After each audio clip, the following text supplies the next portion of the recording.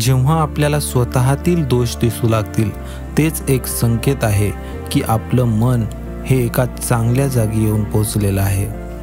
रोज इंटरनेटवर, टीव्हीवर, न्यूजमध्ये, अगदी आजूबाजूच्या लोकांतही सगळे एकमेकांच्या चुका काढण्यात व्यस्त आहेत.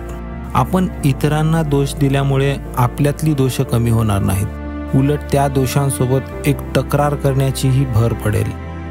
या सगळ्यात आपण आपल्यातच वाढणाऱ्या एका शत्रूचं पोषण करतोय आणि तो शत्रू म्हणजे आपला अहंकार.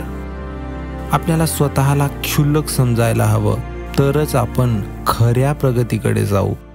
कोण किती श्रीमंत होतंय, कोणी आपल्याला काय हिणावून बोलतोय, याचा आपल्या प्रगतीशी काय संबंध?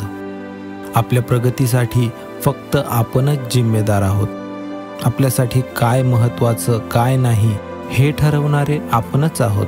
जेव्हा एखाद्या गोष्टीसाठी आपण स्वतःची वेळ आणि शक्ती वाया घालवताना पाहू, तेव्हा आपल्याला स्वतःला तिथून माघार घ्यावी लागेल. स्वतःतले एक एक दोष मिटवत एक समाधानी आणि शांत व्यक्ती बनण्याचा रोज प्रयत्न करायलाच हवा.